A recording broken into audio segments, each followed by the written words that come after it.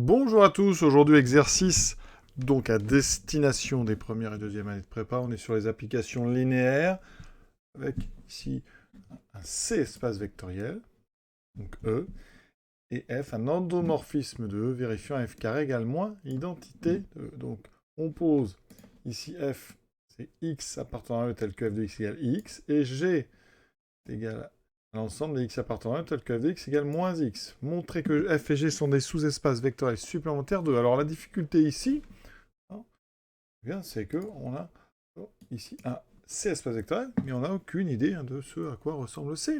Donc c'est assez original. On ne peut pas prendre un élément et lui donner une forme, puisqu'on n'a pas du tout d'indication sur ce que c'est que cet ensemble, si ce n'est que c'est un C espace vectoriel. D'accord? Donc, première question, montrer que deux ensembles ici sont des sous-espaces vectoriels supplémentaires de E. Donc d'abord, on va montrer rapidement que F et G sont des sous-espaces vectoriels. F, c'est l'ensemble des éléments de E dont l'image est I fois l'élément lui-même. Ça veut dire que premièrement, on voit bien que 0, je vais l'appeler 0, le 0 de E, 0 appartient à F car par linéarité, F de 0 est égal à 0, c'est donc égal à I fois 0. D'accord? Donc 0 est bien dans F. Donc conclusion, F est bien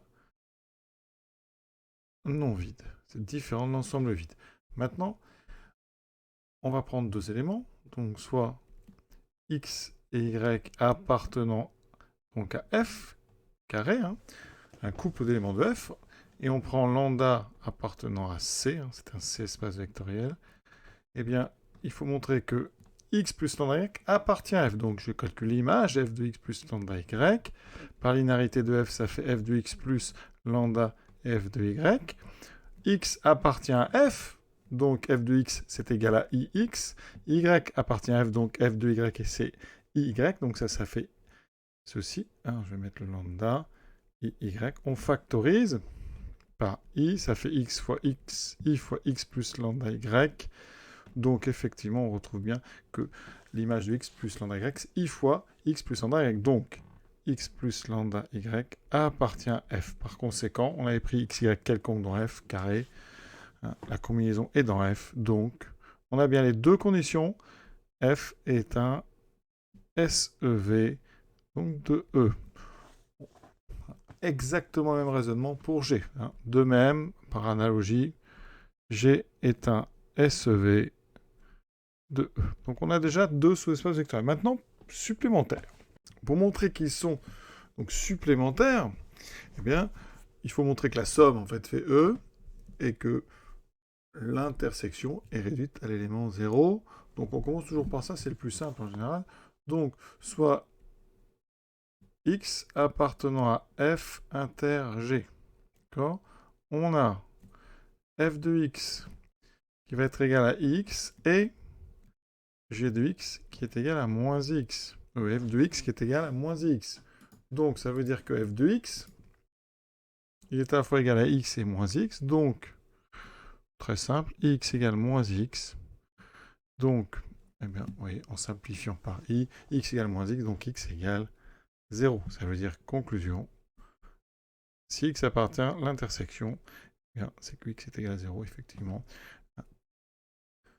Et donc, on avait vu que 0 était bien dans chacun des deux, puisque ce sont des sous-espaces vectoriels. Donc f inter g est bien réduit à l'élément 0. Voilà, on a donc deux sous-espaces vectoriels dont l'intersection est réduite à l'élément nul. Maintenant, alors ici, il n'est pas question d'utiliser des dimensions, parce qu'on ne peut pas du tout, on n'a rien sur eux, on ne sait même pas si c'était en dimension finie, donc vous ne pouvez pas utiliser une propriété qui dit que si dim de f plus dim de g est égal à dim de e, alors il serait en somme directe, donc il serait supplémentaire. Donc là, on va être obligé, en fait, eh bien, de faire un petit peu ce qu'on fait avec les fonctions paires et impaires. Enfin, on découpe les fonctions en une somme directe des fonctions paires et impaires, en fabriquant astucieusement ceci, je vous rappelle, quand on a une fonction, eh bien pour tout x, f de x, on peut l'écrire sous la forme f de x plus f de moins x sur 2 plus f de x moins f de moins x sur 2. Et on voit bien que le premier terme est...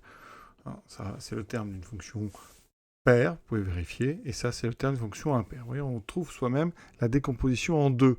Et bien là, on va faire pareil. Il faut réussir à décomposer tous les éléments de E en une somme d'un élément de F et d'un élément de G, avec, vous allez voir, la même idée.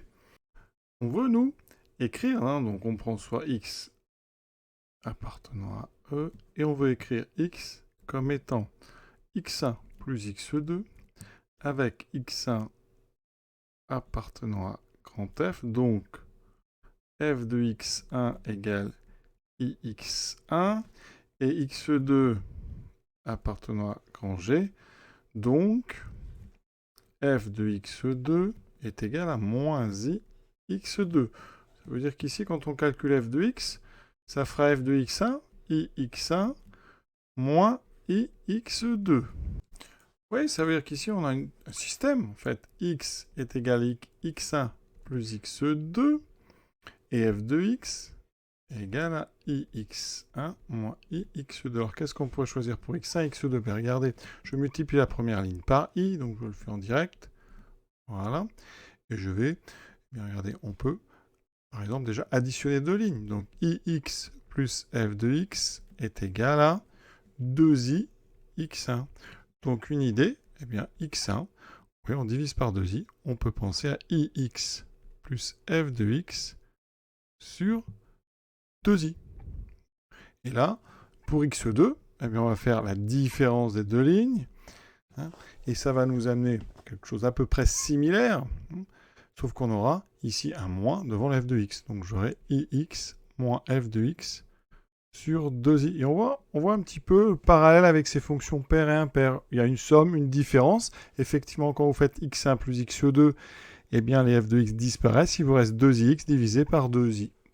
Et on va vérifier, en fait, ici, proprement, que x1 appartient bien donc, à grand F et que x2 appartient à grand G. Alors, par construction, avec ce qu'on a fait, ça va le faire, mais on va le revérifier. Donc ici, on va poser ceci.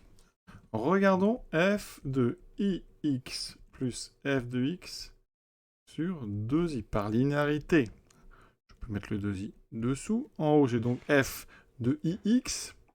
Lui, il va sortir. J'ai donc if de x plus f2 de x. Là, regardez, f2, c'est moins l'identité. Intéressant, ça. Donc, en haut, eh bien, on a donc moins x sur 2i. Moi, ce que j'aimerais, c'est refaire apparaître ça. Donc, ici, eh bien, je vais factoriser par le i qui est devant f de x. Donc, j'ai i facteur de f de x moins x divisé par i, mais quand on divise par i, ça multiplie par moins i. Donc là, on aura plus x, le tout sur 2i. Et vous voyez qu'ici, regardez, ça, en appelant ça x1, on va l'appeler x1, vous avez obtenu ici x1. Donc, on vient de montrer f de x1 est égal à ix1. Ça veut dire que le premier terme de cette somme est bien un élément de grand F. x1 appartient bien à grand F. Deuxième partie, ici, je vais appeler x2. Et donc, je vais calculer son image par f. f de i1, ix moins f de x sur 2i. Par linéarité, j'ai donc le 2i qui est en bas. I fois f de x, donc on vient de le faire. I f de x moins f2 de... Donc comme f2 c'est moins l'identité, ça fait plus x. Là, on va factoriser par moins i. Donc ici, je factorise par moins i. Qu'est-ce que j'ai dans les parenthèses? Eh bien, si vous avez compris, je devais devoir retrouver exactement ceci que je peux appeler x2. Et normalement, x2 va réapparaître ici dans les parenthèses. Donc, quand je factorise par moins i, ici, ça veut dire que je divise x par moins i, je le multiplie donc par i, ça fait x. Et pareil, je factorise par moins i, j'avais i, il me reste moins f de x. Voilà, et vous voyez qu'on a obtenu effectivement ce qu'on voulait. Ici, j'ai bien mon x2. Donc, j'ai montré que f de x2 égale moins i x2. Donc, x2 appartient à g. Voilà. Donc, on a bien réussi à écrire tout élément de E sous la forme d'un élément de F plus un élément de grand G. Ça veut dire qu'on a la somme, on avait l'intersection qui était réduite à l'élément 0, donc on a bien des sous-espaces vectoriels supplémentaires de E. Et donc, pour résumer ça, on a F qui est en somme directe avec G, et la somme fait E. Donc, ils sont bien supplémentaires. Donc, F et G sont supplémentaires de E. Deuxième question, exprimer F en fonction des projecteurs associés aux sous-espaces grand F et grand G. On va leur donner des noms. Alors, on ne peut pas prendre F et petit g, on va prendre P et Q. Donc, soit P, donc le projecteur, ou la projection, donc la projection sur grand F, donc parallèlement à G, et soit Q, la projection sur G parallèlement à F. Après le cours, en fait, im de P est donc égal à grand F, et ker de P égale à grand G. Et im de Q égale grand G, et ker de Q égale grand F. On va utiliser la décomposition qu'on a au-dessus. Donc P de X, donc on prend soit X appartenant à E, et bien P de X, ça va donc être égal à la partie que j'ai ici entourée en jaune, puisque le ker, c'est la partie est dans tout ce qui est bleu est dans le ker, puisque c'est dans G. Donc il va me rester IX plus F de X sur 2I. D'accord? Ensuite, Q de X, eh bien ça sera la partie bleue. IX moins F de X sur 2I. Moi, je veux exprimer F en fonction de P et Q. Donc, on va faire un peu ce qu'on a fait dans la question précédente. On va jouer sur ces égalités pour isoler F et l'exprimer en fonction de P. D'accord? Donc, on va d'abord tout multiplier par 2I.